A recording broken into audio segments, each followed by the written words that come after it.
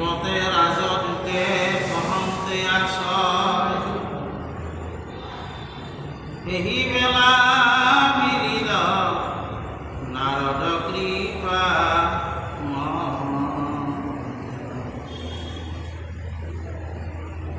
হে রাম ভরত চন্দ্রর কান্তি জলে কলে বর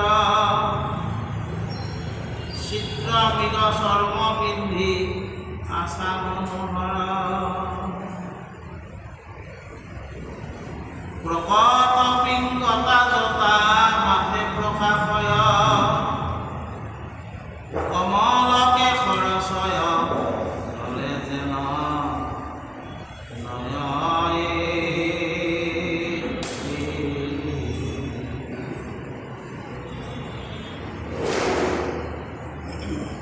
দীর্ঘ তিলক শুভে ললিত কপালে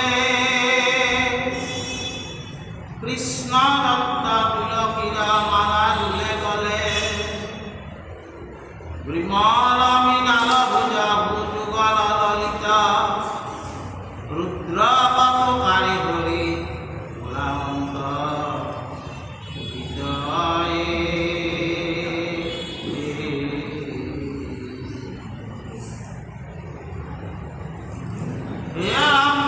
বন্ধু মাধবর কর্মজগ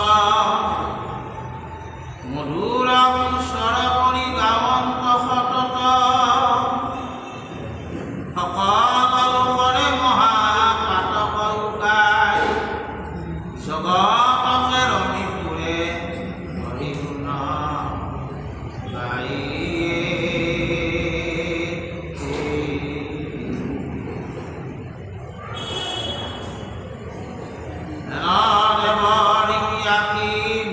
সভাত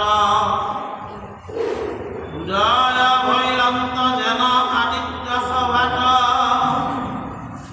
সৰ্বলোক মহেশ্বৰ কৃষ্ণে দেখিলন্ত উঠিয়াতে বেঠে নমস্কাৰ কৰি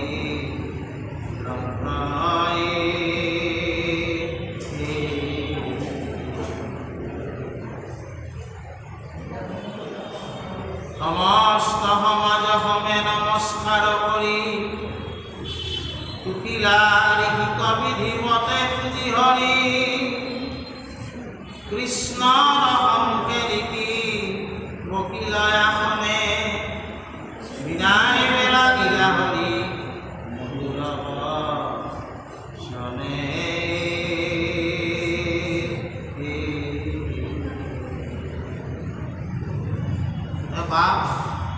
সকল আইমিস্ত্ৰীসকল সেইদিনাখন আমি যে জৰাসন্ধই ৮৬জন ৰজা বন্দী কৰি থৈছে আৰু শিৱ চতুৰ্দশীৰ দিনাখন তেওঁলোকক বলি দিয়াৰ ভাৱনা কৰিছে। ৰজাবিলাকৰ মাজৰ পৰা সকলোৱে আলোচনা কৰি এজন লোকক দূত হিচাপে পঠাইছে। দুজনে আহি কৃষ্ণক ৰজাবিলাকৰ দুৰ্দশাৰ কথা কৈছে আৰু এই দুজনে কথা কৈ শেষ কৰাৰ পিছত সেই সভালৈ নাৰদ আহি গৈছে। নাৰদ ব্ৰহ্মাৰ মানস পুত্ৰ, পৰম বৈষ্ণৱ, যিজনৰ দ্বাৰাই এই মহাভাগৱত শাস্ত্ৰ ব্যাসৰ দ্বাৰা লিখা হৈছে।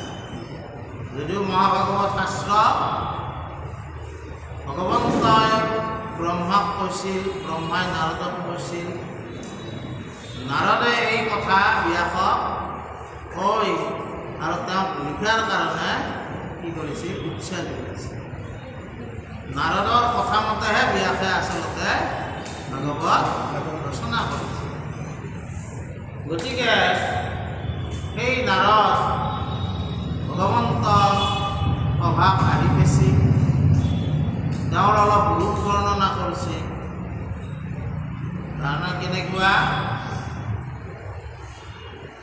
যে মন, বুদ্ধি, চিত্ত, অহংকাৰ, মনতকৈ বুদ্ধি ভাল হ'ব লাগিব, মন ভাল হ'লে বুদ্ধি ভাল হ'ব, বুদ্ধি ভাল হ'লে তেওঁৰ কৰ্মবিলাক ভাল হ'ব, কৰ্মবিলাক ভাল হ'লে তেওঁৰ চিত্ত সদায় আনন্দত থাকিব। সেইকাৰণে ভগৱন্তৰ এটা নাম সচ্চিদ আনন্দ, সচ্চিদানন্দ। আমি যদি আমাৰ মন ভাল কৰোঁ তেতিয়া আমাৰ বুদ্ধি ভাল হ'ব, আৰু বুদ্ধি ভাল হ'লে কি হ'ব, আমাৰ চিত্ত শান্ত হয়, জগতৰ কল্যাণৰ হকেহে কৰ্ম আমাৰ কৰা যায়। আৰু নাৰদে সেই কৰ্মই কৰি আছে। জানা, হাতত বীণা ভাই তেওঁ ভগৱন্তৰ নাম সকলো লোকতে গাই পবিত্ৰ কৰি আছে। আৰু সেইকাৰণে নাৰদৰ ৰূপটো কেনেকুৱা, তেওঁৰ ৰূপটো দেখিলে আমি কিছুমান আমাৰ মাজত নাৰদটো ভগৱন্ত পুৰুষৰ এজন পৰম বৈষ্ণৱ। আজি যদি আমি কিছুমান লোকৰ কথা কওঁ, মহাত্মা গান্ধী হওক, ডক্টৰ ভূপেন হাজৰিকা হওক, ঠিক তেনেকৈ আব্দুল কালাম হওক, এই সকলো লোকৰ কি আছে, এটা জেউতি আছে, যিটো কাৰণে তেওঁলোকৰ আগত যেতিয়া মানুহে কথা কয় তেওঁলোকক মানি মানি নমনীয়ভাৱে কথা কয়। কাৰণ তেওঁলোকে সকলো সময়তে ধনাত্মক চিন্তা কৰে। সেইকাৰণে তেওঁলোকৰ মুখত এটা উজ্জ্বলতা, উজ্জ্বল কান্তি প্ৰকাশ পায়। আৰু ঋণাত্মক চিন্তা কৰা মানুহবিলাকৰ মুখত সেই উজ্জ্বল কান্তি প্ৰকাশ নাপায়। গতিকে নাৰদেও যিহেতু জগতৰ কল্যাণৰ হকে অনবৰতে কাম কৰি থাকে, সকলো লোককে তেওঁ যাব পাৰে, তেওঁলোকে পাৰিবদ্যি তনু উৰিবও পাৰে, পানীটো চলিব পাৰে, মাটিটো চলিব পাৰে, স্বৰ্গ মৰ্ত্য পাতাল একোতে তেওঁ বাধা নাই। আৰু সকলোতে তেওঁ কি কৰি থাকে, ঈশ্বৰৰ নাম গুণ কীৰ্তন কৰি থাকে। সেই নাৰদৰ ৰূপত সেই ৰূপটো প্ৰকাশ পাইছে, উজ্জ্বল।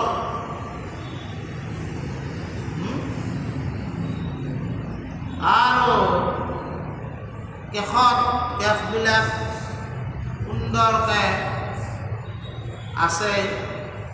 তাৰপিছত আছে কি, ভগৱন্ত পুৰুষৰ গুণ গীত গোৱাৰ কাৰণে তেওঁ বীণালয় আছে, আৰু বৰ ধুনীয়াকৈ তেওঁ হৰিৰ নাম গাই আছে। আৰু এই হৰিৰ নাম গাই গাই তেওঁ কি কৰিছে, স্বৰ্গ মৰ্ত্য পাতাল সকলোকে পবিত্ৰ কৰিছে। আৰু এনেকৈ আহি যেতিয়া ভগৱন্ত কৃষ্ণৰ সভা পালা, দেৱৰেখীক দেখি ভগৱন্তই মানে সেই সভাখনত যেন সূৰ্যহে উদয় হ'ল। এজন মহান পুৰুষে এখন সভাত যেতিয়া থিয় দিব, সেই সভাখনত তেওঁৰ প্ৰকাশে সভাখনক প্ৰকাশমান কৰি দিব। ঠিক তেনেকৈ ভগৱন্তই তেওঁক কি কৰিলে, নিজৰ আসনৰ পৰা উঠি গৈ নমস্কাৰ কৰি যথাবিধিমতে তেওঁক আদৰি আনি কি কৰিলে, তেওঁৰ সন্মুখতে বহিবলৈ। আৰু ভগৱন্তই যিহেতু এতিয়া মনুষ্য লীলা কৰি আছে, অন্তৰ্যামী তুমি মোৰ অন্তৰ্যামী যজুভিক্ত ভৈলো আমি জানি শিকি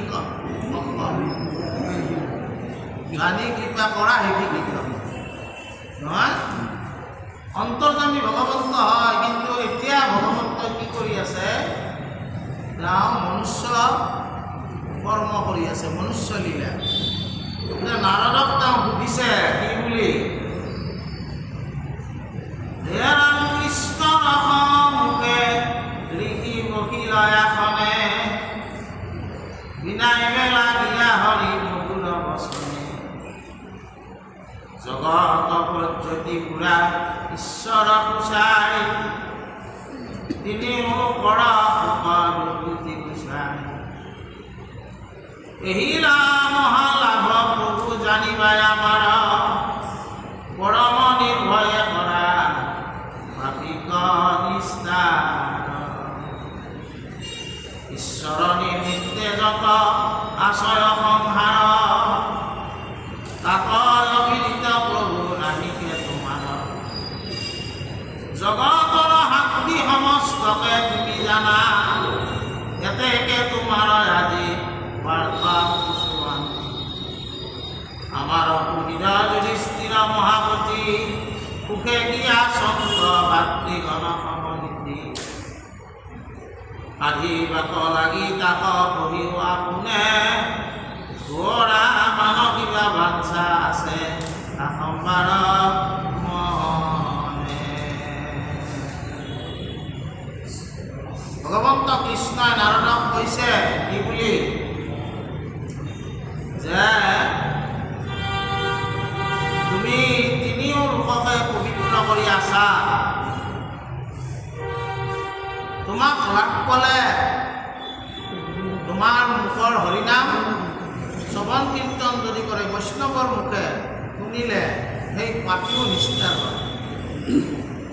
উদাহৰণস্বৰূপে ইন্দ্ৰই একবাৰ পাপ কৰিব উচিত, কয়াধু বধি এই সুন্দৰে সেইটো একো আছে, এইক মাৰি মেলানি কৰিব পাছে, বুজা নাই।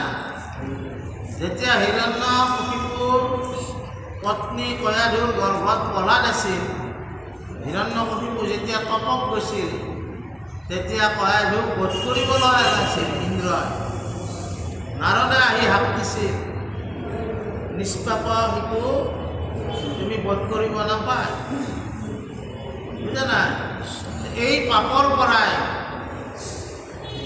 কোনে হাত সাৰিছিল, নাৰদে। এই পাপীবিলাকক তোমাৰ দ্বাৰা নিস্তাৰ কৰি থকা হৈছে, আৰু মই যিমান লোক নিৰ্মাণ কৰিছোঁ 14 ভুৱন, এখন ভুৱনৰো তোমাৰ বাকী নাই, চবতে যাই পাইছে। সব লোককে তুমি যাই পাইছা, কোনো লোকে তোমাক, সব লোকে তোমাৰ চৰণৰ দ্বাৰাই পবিত্ৰ হৈছে। পিছে জগতৰ সাক্ষী সকলোকো তুমি জানা। আজি পিছে মই তোমাক সুধিছোঁ যে মোৰ পুৰোহিত মিত্ৰ বান্ধৱ যুধিষ্ঠিৰ কেনে আছে, তেওঁ কিবা কথা মোৰ কাৰণে কৈছে নেকি, কৃষ্ণই সুধিছে। যদি কৈছে তেতিয়াহ'লে তুমি মোক কোৱা, নাৰদক কৈছে। নাৰদে এতিয়া ক'ব কি, হে ৰাম মদতি নাৰদ বাধ বৰ পদ চাই ব্ৰহ্মাদিকো মুহি আছা তুমি যদুৰাই তোমাৰ মায়াক দেখি আছো বহুবাৰ পৰম দুষ্ট ৰজাৰ নাহি কুল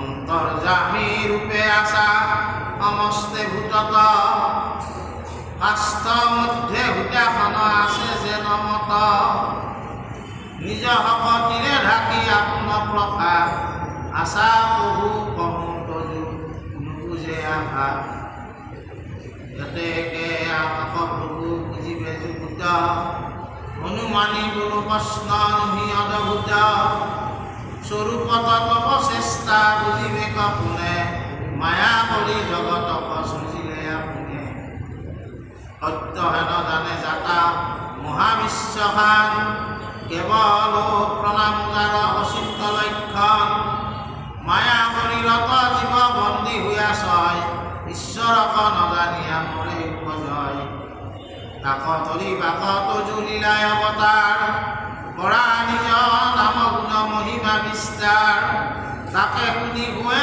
নিজ হুৱে জীৱ সংসাৰ মুখন নমো হেন দেৱ দিও আমাক শৰণ আপুনি সমস্তে জানা কুচিলা তথাপি ময়ো আৱে নিবেদিব শুনা জগবাপী লোকক দেখায়া তুমি মনুষ্য চৰিত্ৰ এতেকে তোমাক মূৰা শুনাইতেও চিত নাৰদক সুধিলে যেতিয়া নাৰদে প্ৰথমতে ভগৱন্তৰ গুণ বৰ্ণনা কৰিছে আচলতে তুমি অন্তৰ্যামী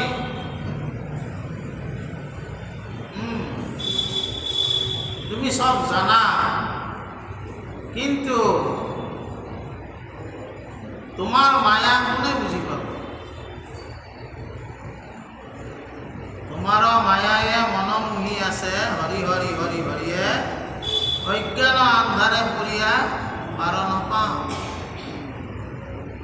তোমার মায়া কোনে বুঝি পাব তুমি সকল সর্বজ্ঞ সর্বোচ্চ সত্তা কিন্তু তুমি আমাক সুধি আছা যুধিষ্ঠিৰে কি কৈ পতাইছে জানা ঠিক আছে কাৰণ তুমি কিয় সুধিছা তুমি এইবাৰ লীলা অৱতাৰ কৰি ধৰিছা জানা তুমি লীলা কৰিছা সেইকাৰণে কৃষ্ণক কি বুলি কৈছে লীলা পুৰুষোত্তম তোমাৰ লীলাবিলাক জগতত থৈ যাবা আৰু এই লীলাবিলাক যিসকলে গাব যিসকলে শুনাব এই লীলাবিলাক গাই শ্ৰৱণ কীৰ্তন কৰি সংসাৰ তৰণৰ পথ পাব সেইকাৰণে তুমি মনুষ্য ৰূপত যি লীলা কৰিছা সেই লীলাক মই সমৰ্থন জনাই তোমাক উত্তৰ দিম কিন্তু মই জানো তুমিয়ে ভগৱন্ত তোমাৰ একো জানিব লগা কথা একো নাই তোমাৰ নিৰ্দেশতে সকলো হৈ আছে চৰাচৰ জগত তোমাৰ নিৰ্দেশত চলি আছে যে যুধিষ্ঠিৰে কি কৈ পঠাইছে সেইটোও তুমি জানা কিন্তু তুমি এইবিলাক লীলা কৰিছা আৰু এই লীলাবিলাক পিছত কৃষ্ণ লীলা মালা আমি গাব লাগিব শুনিব লাগিব এই লীলামালা আমি শুনি গাই আমাৰ নিজৰ জীৱন ধন্য কৰিব পাৰিম আৰু সেইকাৰণে মই তোমাক আজি কম কি ক'লে তাৰপিছত হে ৰাম তোমাক ভকত যুধিষ্ঠিৰ নিষ্ঠ চিত্ত তাহান বাঞ্ছিত তজু সাধিতে উচিত তোমাৰে কে প্ৰসাদে ভৈৰন্ত মহাৰজা তজু আজ্ঞা কৰিয়া পালন্ত হবে প্ৰজা হিমসেন নকুল অৰ্জুন সহনে তোমাৰ অপৰদেৱ নজানন্তকে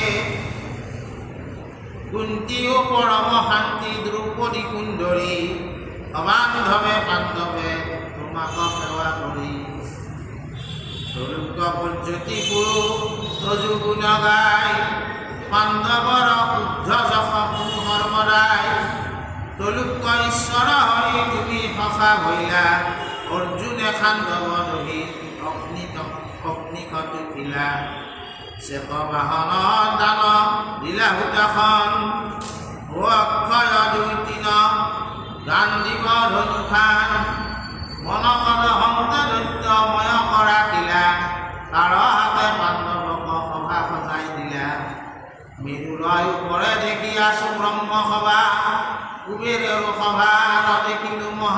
সভা ইন্দ্ৰৰ সভাকো দেখি আছো চিত্ৰকৰ ঘোঁৰা বৰুণৰ সভা ভাল দেখি মনোহৰ যমৰ সভাৰ ভাল দেখি আছো প্ৰভা সভাটো অধিক জ্বলে পাণ্ডৱৰ সভা যত সভা দেখি আছো সবে ৰত্নময় যথা মনে বাঞ্চে সবে তথাতে চলয়। এই বুলি নাৰদে ক'লে কি বুলি, হে ভগৱন্ত প্ৰভু, তোমাৰ ভকত যুধিষ্ঠিৰে তোমাকে চিত্তত ৰাখি তোমাকে বাঞ্ছা কৰি তেওঁ ৰাজকাৰ্য চলাই আছে। অৰ্থাৎ ঈশ্বৰযুক্ত হৈ যুধিষ্ঠিৰে ৰাজকাৰ্য চলাই আছে। আৰু তোমাৰ কাৰণে আচলতে যুধিষ্ঠিৰে ৰজা হ'ব পাৰিছে। ইন্দ্ৰপ্ৰস্থ তেওঁৰ লগত তেওঁৰ ভায়েক ভীম, অৰ্জুন, নকুল, সহদেৱেও তোমাৰ বাহিৰে আৰু কাকো চিন্তা কৰা নাই, সকলোৱে তোমাকে চিন্তা কৰি আছে। কুন্তী, পৰমপতি, দ্ৰৌপদী সুন্দৰী তাৰাসকলেও তোমাকে চিন্তা কৰি আছে। আৰু ময়ো এই তোমাৰ গুণ গায়ে তলুকত ঘূৰি আছো। তুমি সকলো সময়তে পাণ্ডৱৰ লগত থাকি তেওঁলোকক ৰক্ষা কৰিছে। আৰু মই এনেকৈ ঘূৰোতে ব্ৰহ্মসভাও দেখিছোঁ, কুবেৰৰো সভা দেখিছোঁ, ইন্দ্ৰৰো সভা দেখিছোঁ, বৰুণৰ সভা দেখিছোঁ, যমৰো সভা মই দেখিছোঁ। কিন্তু যুধিষ্ঠিৰৰ সভাৰ যিটো প্ৰভাৱ, মানে যিটো পোহৰ, বাকী সভাবিলাকক সভাবিলাকক তল পেলাইছে। যুধিষ্ঠিৰৰ সভাৰ যিটো পোহৰ, এই পোহৰে বাকী সভাবিলাকক ম্লান কৰি পেলাইছে। আৰু সেই সভাৰ পৰাই মই তোমাৰ তালৈ আহিছোঁ। আৰু কি কৈছে, হে ৰাম সভা পাশে দেৱ সিদ্ধ মুনিগণে পাণ্ডৱৰ সভা সম নাহি একোঠানে পাণ্ডুক দেখিলো ধৰ্ম ৰাজাৰ সভা মিনতি কৰিয়া বাৰ্তা পুছিলা সাক্ষাৎ ৰাজকীয় কৰি হৰিচন্দ্ৰ নৰপতি ইন্দ্ৰৰ লগত বকি কৰন্ত দীপিতি যুধিষ্ঠিৰ পুত্ৰ যেবে কৰে ৰাজা হৈ তাহানয়ো কৰে তেবে পুৰস্থান হৈ আচন্ত সহায় হৰি কহিবা কমনি যুধিষ্ঠিৰে ৰাজহুয়া কৰন্তোক জানি এই বাৰ্তা আনি মই ৰাজাক জনাইলো সভা দেখি পাণ্ডৱৰ ঘোৰা মহাৰংগ হইল প্ৰযুতিক হস্ত সিটো সভাৰ প্ৰমাণ মাজে মাজে সৰোবৰ পুষ্পিত উদ্যান চাৰ চক্ৰ বাক হংস গুঞ্জৰে ভ্ৰমৰ উৎপল কমল ফুলি আছে মন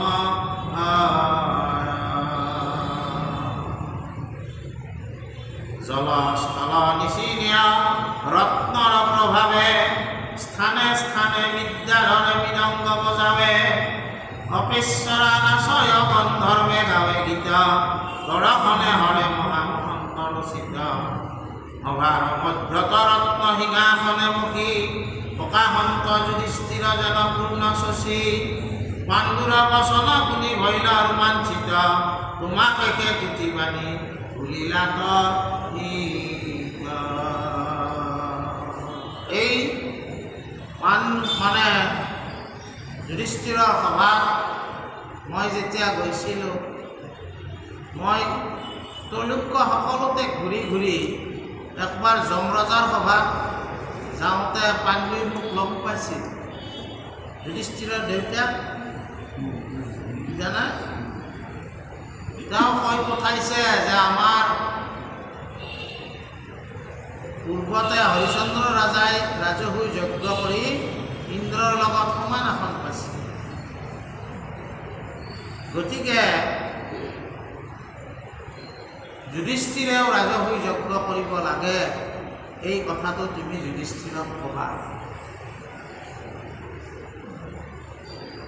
বুজানে? আগে যজ্ঞ আছিল, যজ্ঞবিলাক অশ্বমেধ যজ্ঞ, ৰাজসুই যজ্ঞ। অশ্বমেধ হ'লে সাম্ৰাজ্যবাদ, ঘোঁৰাটো যিমানক লাগি যাব সেই সাম্ৰাজ্যখন সেই ৰজাৰ, আৰু যোনে ঘোঁৰাক বান্ধিব তেওঁৰ লগত ৰণ হ'ব। ৰাজসুই যজ্ঞত কি কৰে, ৰজাবিলাকক মাতি তেওঁ মনুষ্যতা স্বীকাৰ কৰে, আৰু তেওঁ তেতিয়া কি হয়, তেওঁ ৰজাবিলাকৰ ৰজা হয়, চক্ৰৱৰ্তী ৰাজা। আৰু যুধিষ্ঠিৰেও চক্ৰৱৰ্তী সম্ৰাট হোৱাটো পাণ্ডুই বিচাৰিছে। যে পাণ্ডুই নাৰদক কৈ পঠাইছে, আৰু সভাত যুধিষ্ঠিৰৰ সভাত যেতিয়া নাৰদ আহিছে, দেউতাকৰ বাৰ্তাটো যুধিষ্ঠিৰক কৈছে যে তোমাৰ পিতাই তুমি ৰাজসুই যজ্ঞ কৰাটো বিচাৰিছে।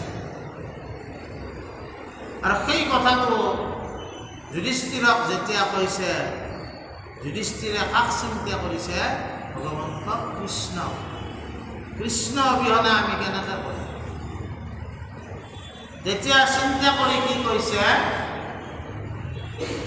হে ৰাম জয় জয় কৃষ্ণ প্ৰভু ভকত বৎসল, তাহানেকে প্ৰসাদত আমাৰ কুশল, আমাৰ ভকতি কিন্তু কাৰ্য সিদ্ধ নৈ, কৃষ্ণৰ ইংগিত হইলে পিতে ৰাজসুই, চৰণত ধৰো গুৰু কৰহো কাকুতি, কহিবা কৃষ্ণত এহি আমাৰ মিনতি, এতেকে কহিলো প্ৰভু কুশিলাই আপোনে, যুধিষ্ঠিৰে নিপতিৰো আছে এহি মানে,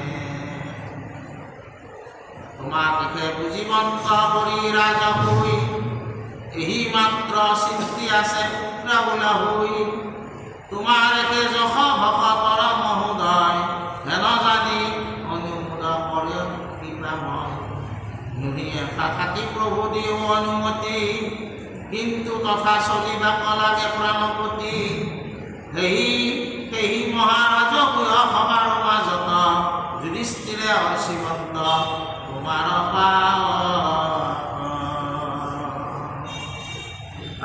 দেখি বাকয়াতি কৰে ৰংগমন, ব্ৰহ্মাই আদি কৰি আছে যত দেৱগণ, যতে ভকত তনু ৰাজাই আছে মানে, তান দেখি বাক বাঞ্ছা কৰে ৰাত্ৰি দিনে, যাহাৰ শ্ৰৱণ দৰ্শন চিন্তনত, অন্তৰ জাতি পবিত্ৰ হৈ ভাগৱত, হেন ব্ৰহ্ম ঘন মূৰ্তি তোমাক দেখিত, পৰিবেশ বাঞ্ছা কিন্তু গুণবিপৰীত,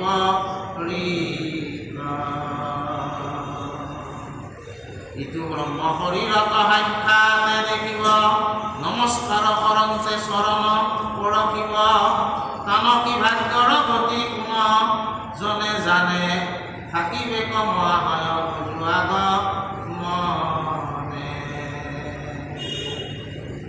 আৰু নাৰদে ক'লে কি যে এই নাৰদে কোৱাৰ পিছত যুধিষ্ঠিৰে ভগৱন্তক চিন্তা কৰিছে যে হে ভগৱন্ত কৃষ্ণ,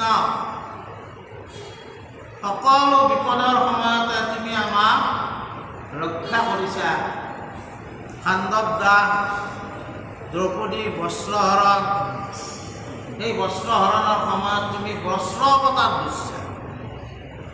দুখাখনে বস্ত্ৰ টানি টানি শেষ কৰিব নোৱাৰে, এইটো বস্ত্ৰ অৱতাৰ। আৰু কি হৈছে যে তোমাৰ কাৰণে আজি মই ইন্দ্ৰপ্ৰস্থত ৰাজসিংহাত বহিছোঁ।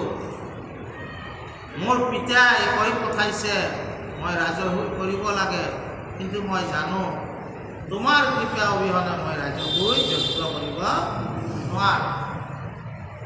তাৰপিছত যুধিষ্ঠিৰে এনেকৈ ভগৱন্তক চিন্তা কৰিছে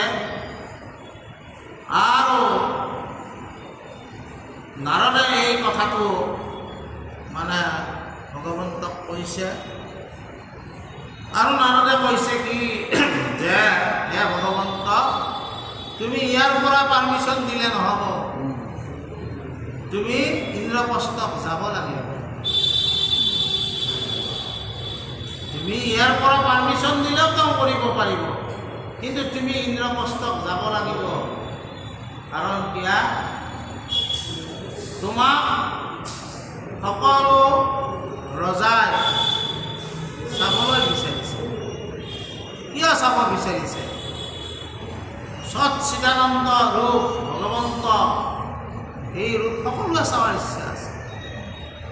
আৰু চাই তোমাক যেতিয়া নমস্কাৰ কৰিব, প্ৰণাম কৰিব, মানে তোমাৰ চৰণ স্পৰ্শ কৰিব, তেওঁলোক পৰম পবিত্ৰ। এই পবিত্ৰ হোৱাৰ কাৰণে সকলোৱে চিন্তা কৰি আছে। সেইকাৰণে তুমি ইন্দ্ৰপ্ৰস্থক মোৰ লগত যাব লাগে। কাৰণ মহা ভগৱন্তক কি বুলি কৈছে? পতিত পাৱন বুলি নাৰায়ণে পৰম পতিতে দাসয় আতুৰ তজুবে দমানি আমি আছো শুনিয়ে মহা পাপী তৰে তজু নাময়। তেওঁৰ নাম ল'লে পৰম পাপীসকলেও কৰিব পাৰে। ৰত্নাকৰে ৰাম বুলিব নোৱাৰে, মৰাকে থাকিও ভাৱনাত ৰাম নামটো লৈ থাকিয়ে তেওঁ মহা ৰামায়ণ লিখা আদি কবি কি হৈ গ'ল?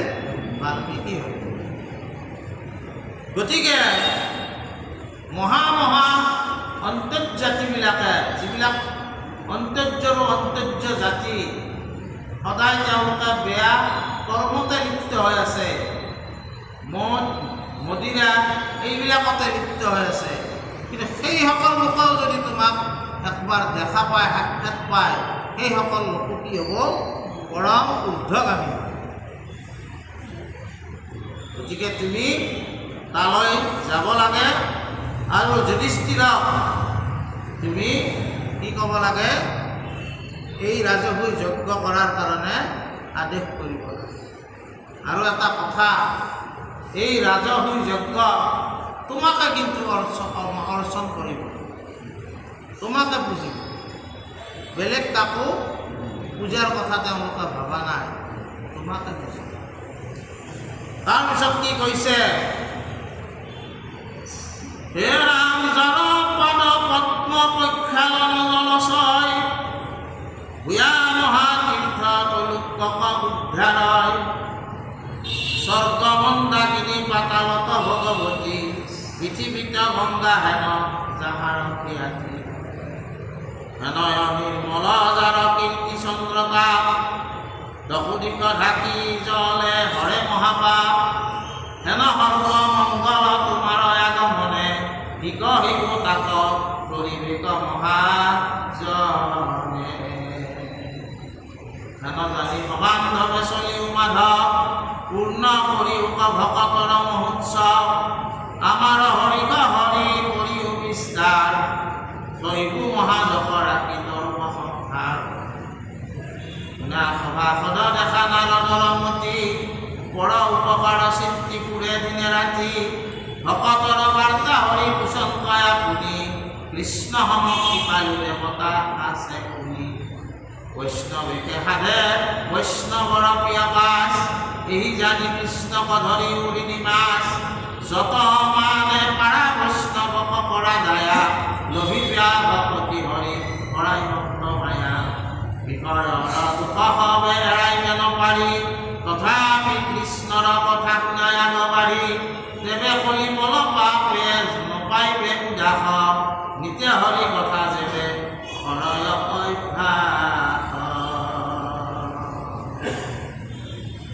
হে ভগৱন্ত প্ৰভু, তোমাৰ চৰণ স্পৰ্শ কৰি পৃথিৱীলৈ গংগা নামে নামি আছে। তোলোক কমিলা চৰণৰ গতি আৰু তোমাৰ চৰণ স্পৰ্শ কৰাৰ কাৰণে সেই তাকে মন্দাকিনী নামেৰে স্বৰ্গত আছে। গংগাৰ এটা নাম মন্দাকিনী। আৰু পাতালত সেই গংগাই কি ৰূপত আছে? ভগৱতীৰ ৰূপত। আমি যিটো ওপৰত গংগা বুলি ভাবিছোঁ, স্বৰ্গত সেয়ে মন্দাকিনী, আৰু পাতালত কি ৰূপে আছে? ভগৱতীৰ ৰূপ। বুজা নাই? কিহৰ কাৰণে? আৰু সেই তিনিখন লোককে পবিত্ৰ কৰি আছে। কিহৰ কাৰণে? তোমাৰ চৰণ স্পৰ্শ কৰি পেলাই গংগাই ওলাইছে। ভগৱন্তৰ চৰণ স্পৰ্শ জানা? যাৰ পাদু দকাই দেৱী গংগা, হয়নে নহয়? তাৰপিছত মানে কথাটো হ'ল কি কৈছে যে হে ভগৱন্ত তুমি সৰ্বমংগল। সেইকাৰণে তোমাক আমি কাতৰ কৰিছোঁ, তুমি সবান্ধৱে ইন্দ্ৰপ্ৰস্থক যাব লাগে আৰু তুমি মোৰ দৰে বৈষ্ণৱৰো আনন্দ বঢ়াব লাগে। এই সময়তে অলপ উপদেশ কৈছে। উপদেশত কি কৈছে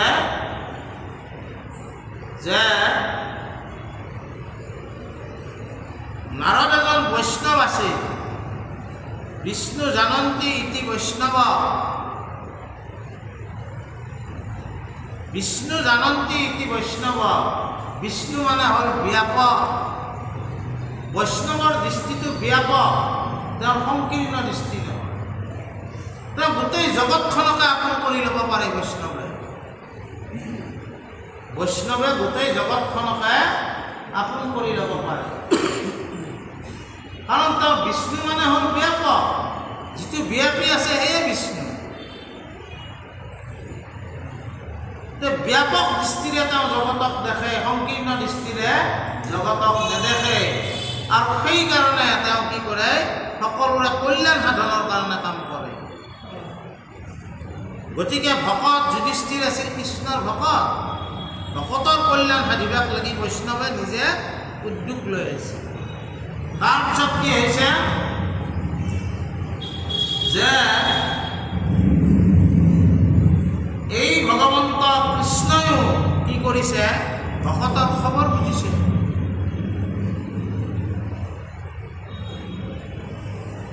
আমি এনে এজন ভগৱন্ত পাইছোঁ, যি ভগৱন্ত আমাৰ খবৰ ৰাখি থাকে। তেওঁৰ আপোনালোক আমি যদি ভকত হ'ব পাৰোঁ, আমি দুখতে পৰিছোঁ না, আমি সুখতে আছোঁ, খাবা পাইছোঁ কি নাপাইছোঁ, সকলো খবৰ ঈশ্বৰে ৰাখি থাকিব। কিন্তু তেওঁৰ ভকত হ'ব লাগিব। তেওঁৰ ভকত হ'ব লাগিলে কি হ'ব লাগিব? সমৰ্পণ থাকিব লাগিব। সমৰ্পণ অৰ্থাৎ আপুনি কি? মই যিটো আমাৰ মই ভাৱ, এই অহং মম ভাৱটো আমি কি কৰিব লাগিব? তেওঁৰ ওচৰত চাৰেণ্ডাৰ কৰিব। তাকে ভক্তি বুলি কৈছে। চাৰেণ্ডাৰ কৰি ভক্তি কৰিব লাগিব। বুজা নাই? গতিকে এই ভগৱন্তই তেতিয়া তোমাৰো খবৰ ৰাখিব, যেনেকৈ যুধিষ্ঠিৰৰ খবৰ ৰাখিছে। সুধছি নহয় কেনে আছে যুধিষ্ঠিৰ? যেতিয়া যুধিষ্ঠিৰৰ মনত থকা কথাটো তোমাক কৈছে, তুমি গৈ কৰি দিব লাগে। গতিকে সেই ভগৱন্তৰ কথা আমি ভাবিব লাগে আৰু কৃষ্ণৰ কথা আমি শুনিব লাগে। কৃষ্ণৰ কথা আমি কীৰ্তন কৰিব লাগে। এই কৰ্ম কি হ'ব? যোৰ স্মৰণটো হৰি সদা जो स्मरंत हरि नामना देवपी धन्या देवपी पूज्या तेजान्ति परमगति अर्थात जिसकले भगवन्तक स्मरण करे जिसकले भगवन्तर कथा कीर्तन करे जिसकले भगवन्तर कथा শ্ৰৱণ কৰে তেওঁলোকে জগতত কি হয়? ধন্য হয়, তেওঁলোকে জগতত পূজ্য হয় আৰু তেওঁলোকে পৰম গতি লাভ কৰে। গতিকে সেই ভগৱন্তৰ কথা এই কথা কৈছে। ইয়াৰ পিছত আমাৰ কি হ'ব যে কৃষ্ণই তেওঁলোকৰ ওচৰত যাব, যাই তেওঁলোকক কি ক'ব? জৰাসন্ধৰ কথা ক'ব যে এই যুদ্ধ ৰাজহুই যজ্ঞ কৰিব লাগিলে কি হ'ব? জৰাসন্ধক আমি বধ কৰিব লাগিব। জৰাসন্ধক বধ নকৰাকৈ ৰাজহুই যজ্ঞ আমি কৰিব। অলপ সময় আছে, 5 মিনিট ল'লেতো একো অসুবিধা নাই। মই অলপমান আহ্যসকলে ভাল পাব, বাপুসকলেও বেয়া পাব। জৰাসন্ধৰ অলপমান পৰিচয়টো দাঙি ধৰি মই সামৰিব খুজিছোঁ। জৰাসন্ধ কোন আছিল? তেওঁ মগধৰ ৰজা। মগধ বুলি কওঁতে আজি যিখন বিহাৰ সিখানে মগধ। নালন্দা বিশ্ববিদ্যালয় য'ত আছে মগধখন মানে আগৰ পৰাই প্ৰাক ঐতিহাসিক যুগৰ পৰাই সমৃদ্ধিশালী ৰাজ্য। আনকি আলেকজেণ্ডাৰ অহা সময়তো এই আমাৰ চাণক্য কৌটিল্যই মগধৰ ৰাজা ধনানন্দ কৈছিল যে আলেকজেণ্ডাৰক বাধা দিব লাগে, কিন্তু ধনানন্দই তেওঁৰ কথাত গুৰুত্ব নিদিলে। গতিকে খুব সমৃদ্ধিশালী ৰাজ্য আছিল প্ৰাগৈতিহাসিক দিনৰ পৰাই। আৰু সেই ৰাজ্যৰ ৰজা আছিল বৃহদ্ৰ। সেই ৰাজ্যৰ ৰজা আছিল। জৰাসন্ধৰ বাপকৰ নাম। অলপ আগৰ পৰাই যাব লাগিবতো। বহুত তেওঁ পৰম শক্তিশালী চক্ৰৱৰ্তী ৰাজা আছিল। কিন্তু এটা তেওঁৰ দুখ আছিল, তেওঁ যেতিয়া ৰাজমহলত সোমাই তেওঁ চকু পানী টুকাই এতিয়া যে মই এই মহাসাম্ৰাজ্য গঢ়ি তুলিছোঁ কাৰ কাৰণে? মোৰ পিছত দেখোন কোনো নাই। তেওঁৰ ল'ৰা ছোৱালী নাছিল। আগতে ৰজাৰ পিছত তেওঁৰ ল'ৰাই ৰজা হ'ব, তেনেকুৱা এটা পৰম্পৰা আছিল ৰাজতন্ত্ৰত। তেওঁৰতো কোনো নাই। তেওঁৰ কাশী ৰজাৰ দুজনী জীয়েকক বিয়া কৰাইছিল, এটাও ল'ৰা ছোৱালী নাই। এতিয়া কি কৰিব? তেওঁ সেই কথাটো ভাবি ভাবি সদায় ৰাজমহলত দুখ কৰি থাকে। হয়, মহা সাম্ৰাজ্য থাকিলেও মোৰ এই সাম্ৰাজ্য মানে কি নাই, এই সাম্ৰাজ্যৰ মানে যিটো মানে আমি উত্তৰাধিকাৰী, যিটো এই উত্তৰাধিকাৰী কাক দি যাম মই? এই দুখত দুখী হৈ থাকোঁতে একদিন তেওঁ গম পালা তেওঁৰ ৰাজ্যত চন্দ্ৰকৌশিক এজন সিদ্ধ মুনি, গৌতম মুনিৰ বংশৰ সিদ্ধ মুনিয়ে তেওঁৰ ৰাজ্যত আছে।